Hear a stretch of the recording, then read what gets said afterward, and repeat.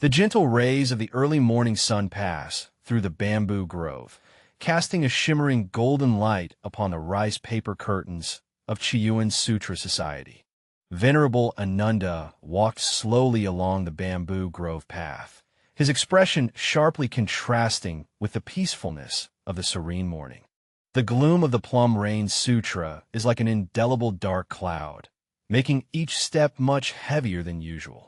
This disciple of the Buddha, renowned for his foremost mastery of extensive knowledge, has recently been troubled by a perplexity that has kept him tossing and turning. Why is it that the more diligently one cultivates practice, the more obstacles and defilements arise in the mind? Many of us encounter similar issues on the path of practice. At the beginning of meditation, everything may go smoothly, but as one delves deeper, the distracting thoughts in the mind increase instead. It is as if Pandora's box has been opened, with various desires, afflictions, fears, and anxieties arriving one after another. This makes one doubt whether their efforts are in vain or if they are practicing in the wrong direction. This seemingly paradoxical phenomenon actually conceals the most commonly overlooked blind spot on the path of cultivation. Ananda, why are you so agitated today? Under the Bodhi tree came the gentle voice of the Blessed One. Ananda looked up and saw the Blessed One seated serenely in the morning light, his countenance peaceful, like a golden statue. He stepped forward briskly, bowed respectfully, demonstrating the devoted disciple's earnest mind filled with great purpose, unable to sleep at night or find peace during the day. The Buddha smiled gently and looked at his proud disciple. What troubles you so deeply? Speak it out. Ananda knelt down facing the Buddha and took a deep breath. The Blessed One, I, your disciple, have recently been diligently practicing. I had expected my mind to become progressively clearer and my delusions to gradually diminish. For some unknown reason, instead of disappearing, the delusions within the mind increased. The inner demons seemed to grow stronger and more cunning. Whenever entering meditation, various thoughts surge like a tide, making them difficult to resist. The Buddha lightly tapped the stone bench beside him, signaling Ananda to proceed.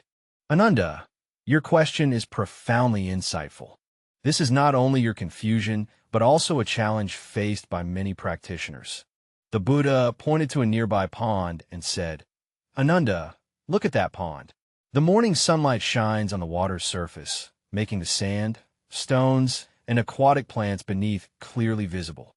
May I ask, do these sand and aquatic plants appear only after being exposed to sunlight, or were they originally there? Ananda pondered for a moment. 10 reverends, the sand and stones beneath the water, as well as the aquatic plants, have always been there. It is only because of the sunlight's illumination that we can see them more clearly. Very well, then, when you enter a long-sealed room and open the window to let the sunlight in, what will you see?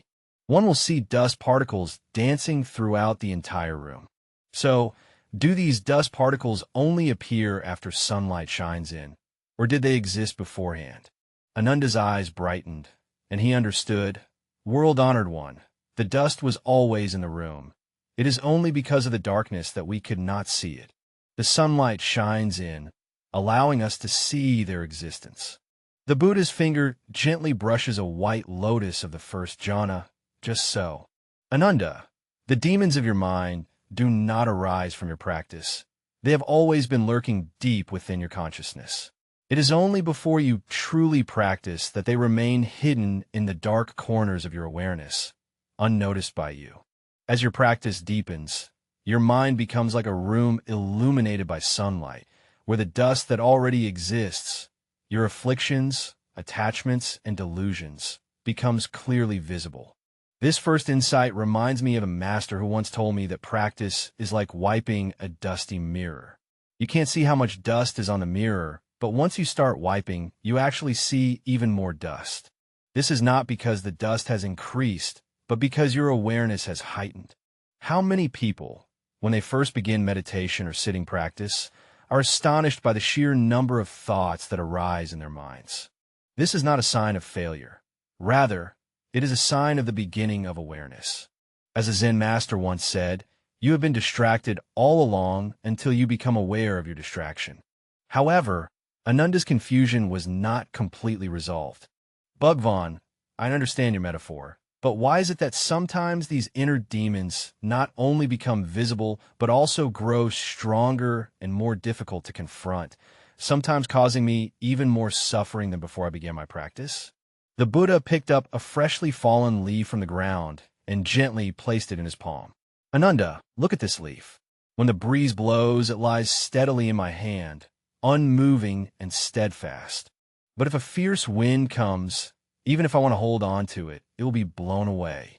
Similarly, when your practice is still at a superficial level, the thoughts in your mind are like fallen leaves in a gentle breeze, and you will not pay much attention to their presence. But when your practice deepens and you seek to reach higher realms, your resistance to these thoughts is like stirring up a storm within. The leaves will naturally shake violently and may even be blown further away. Ananda, seemingly deep in thought, the Blessed One said, "It is precisely because I aim to eliminate these inner demons that they have become even stronger." This reminds me of that classic psychological experiment. For the next 5 minutes, absolutely do not think of a pink elephant. Almost no one can achieve this, because when you try not to think about something, you're already thinking about it. The more our consciousness tries to suppress a certain thought, the stronger it becomes. Ananda, tell me, what do you consider to be the ultimate goal of practice? The Buddha gently asked, in order to attain nirvana and achieve liberation. Ananda replied without hesitation, "So, do you think that nirvana and liberation are attained by battling the demons of the mind?" Ananda appeared somewhat perplexed. Is it not so? Shouldn't we overcome the inner greed, hatred, and ignorance in order to attain liberation? Does not the Mahaprajnaparamita Sutra state that we must subdue the mind? The Buddha smiled gently and said, "Ananda, this is precisely the blind spot that many practitioners are most prone to overlook. The subjugation of arising thoughts you mentioned does not mean opposing one's own mind, but rather recognizing it, understanding it, and accepting it.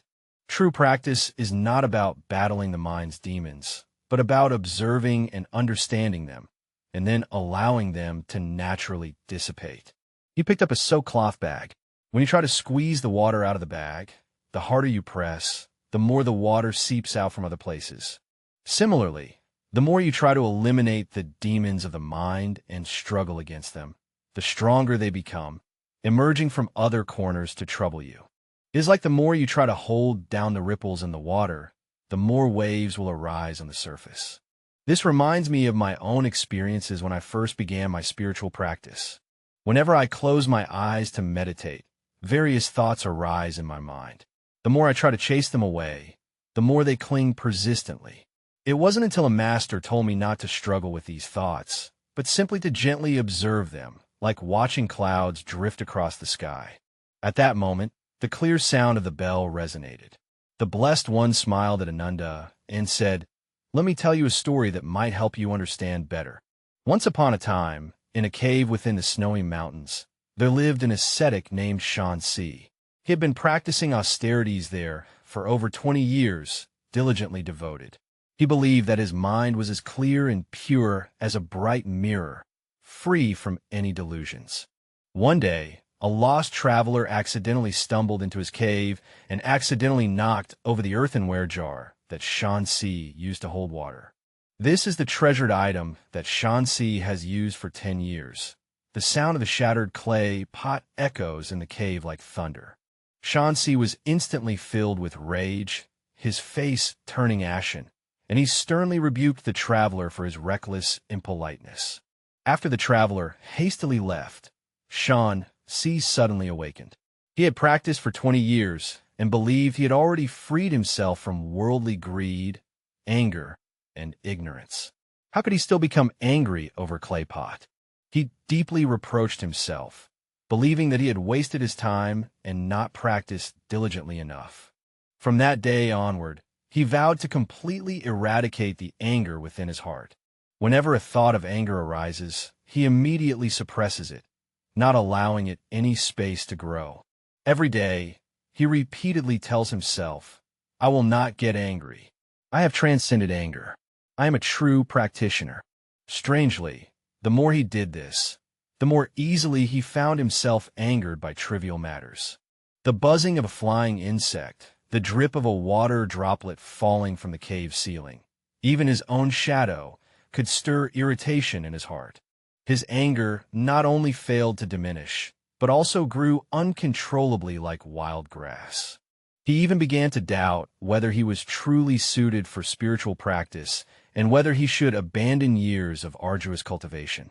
This story reminds me of some people who appear calm and serene on the surface, but whose hearts are actually repressed volcanoes.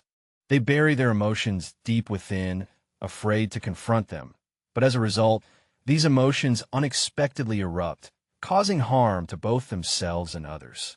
True peace is not the suppression of emotions, but the understanding and acceptance of them. Later, a hesitant sage passing by his cave saw Shanxi's suffering. The wise one said to him, "Good thinker, you do not need to eradicate anger, for anger itself has no real substance. When you try to eliminate it, you instead give it substance and empower it. What you should do is understand its true nature. When anger arises, do not resist it, nor indulge it.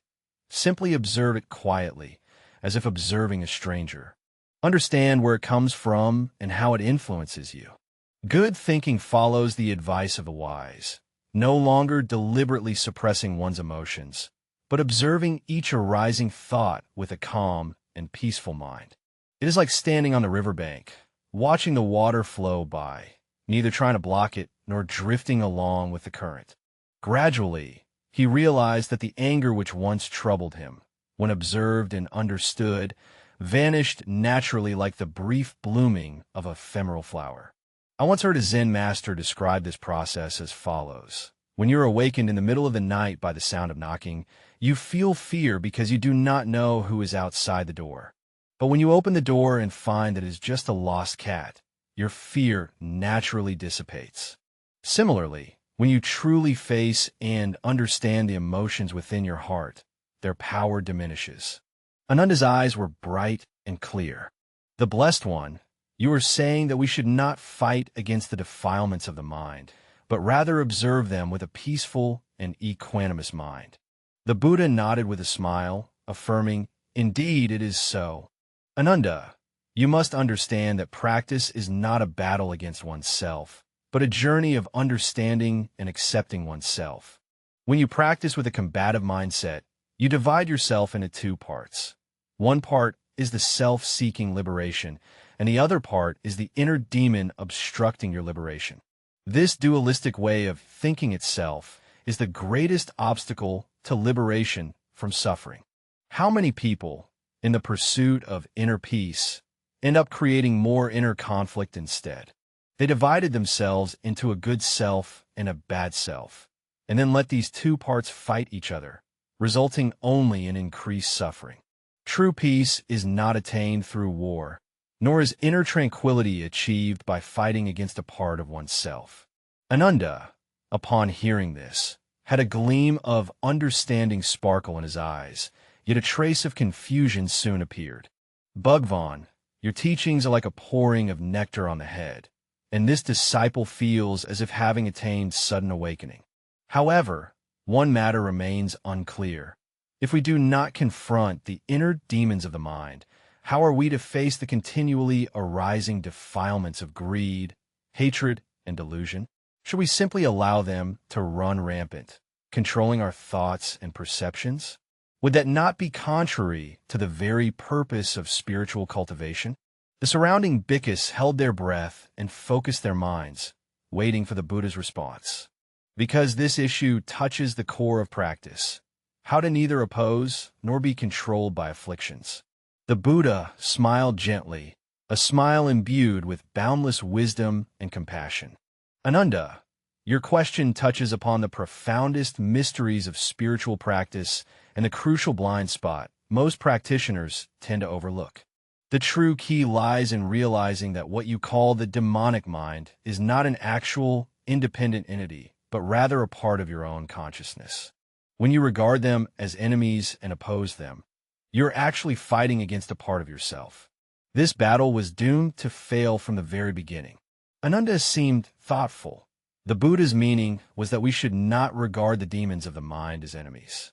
Indeed, Ananda, let me further explain it to you. When you encounter thoughts of craving, do not hastily deny or suppress them. Instead, fully be aware of their presence, understand where they arise from, and how they affect you. When you truly understand this thought, it naturally loses its power, just as when you fully comprehend an illusion, it can no longer deceive you. The Buddha picked up a small lion figurine and gently tossed it into the nearby pond. Ananda, observe the ripples on the surface of the water. While a lion falls into the water, ripples naturally spread across the surface. If we try to flatten these ripples with our hands, we will instead stir up even more waves. But if we patiently wait, these ripples will naturally settle. Our minds are the same. When afflictions arise, do not hastily suppress them. Instead, calmly observe them and allow them to subside naturally. I once heard from an old practitioner that in his youth, he had a fiery temper and spent 10 years trying to eradicate his anger, but with little success, until he learned to simply observe the process of anger arising without judgment or suppression, merely witnessing it objectively.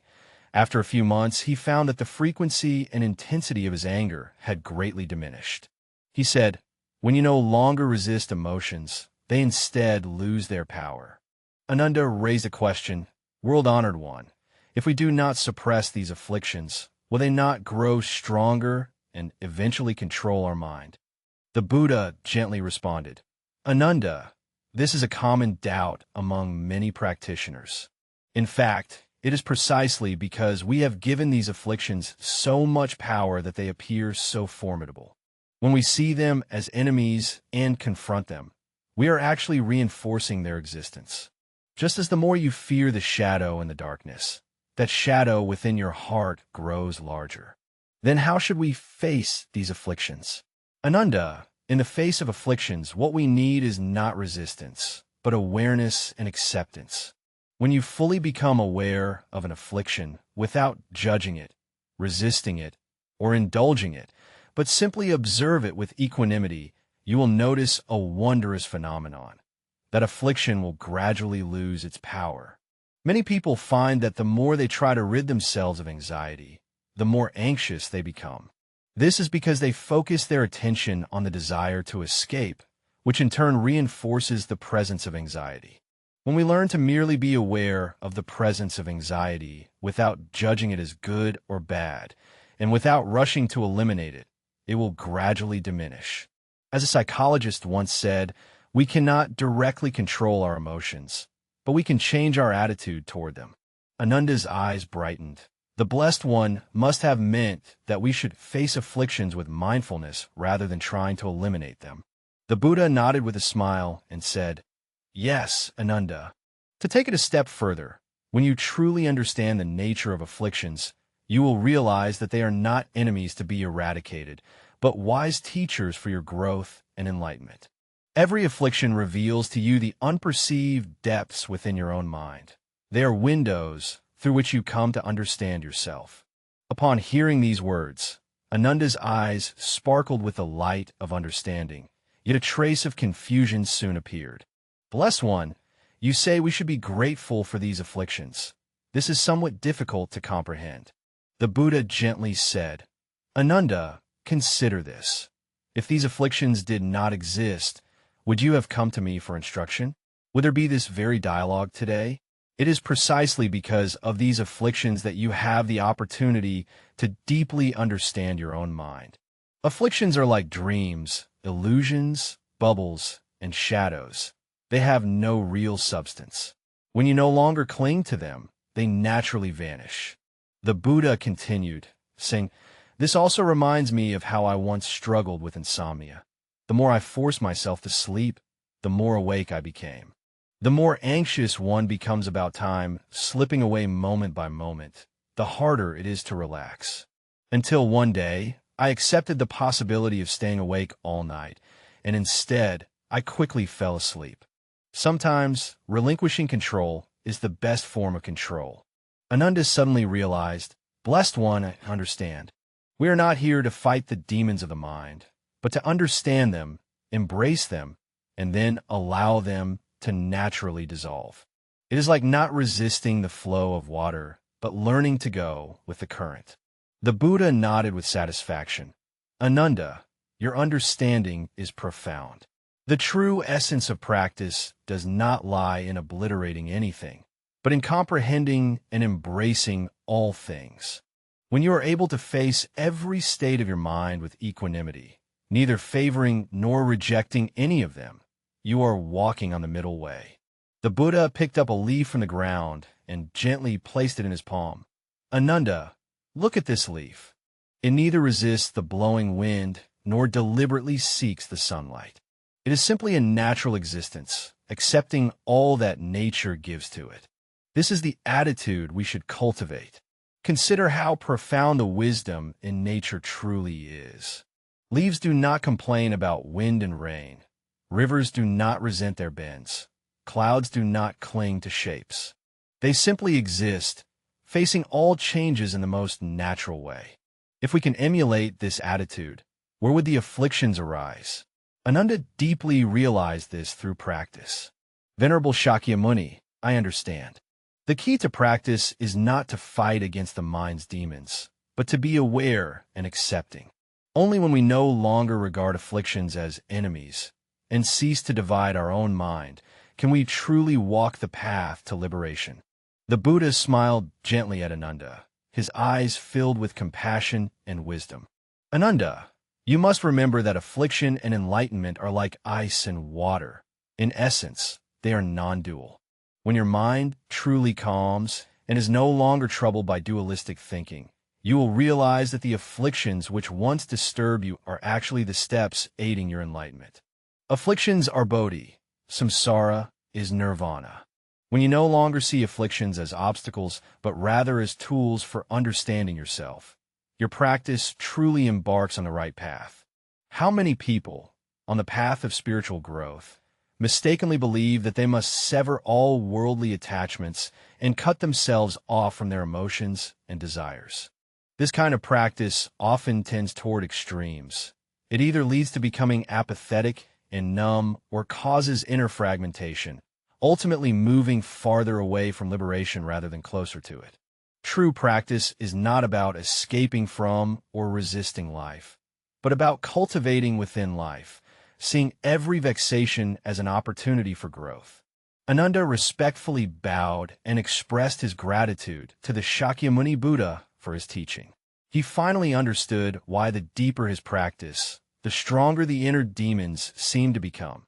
It was because he had been confronting them with the wrong attitude all along. From this moment onward, I will continue my path of practice with a mind of awareness and acceptance. The Buddha looked at Ananda with compassion. Ananda remembered today's realization. When you no longer struggle against a part of yourself, your mind will naturally find peace. This is the true essence of cultivation. Sunlight filters through the gaps in the leaves, shining upon them, and the entire branch monastery and scripture society are enveloped in an atmosphere of tranquility. This dialogue not only dispelled Ananda's doubts, but also pointed out the direction for us. In modern life, we still face various troubles and pressures, and we're equally prone to falling into the trap of opposing ourselves. The Buddha's wisdom reminds us not to fight against our emotions, but to learn to observe them, understand them, and accept them.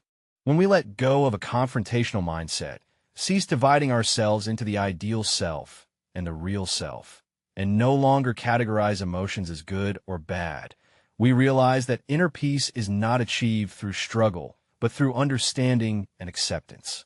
On the path of practice, the greatest enemy often is not the manifest afflictions themselves, but our attitude towards facing these afflictions.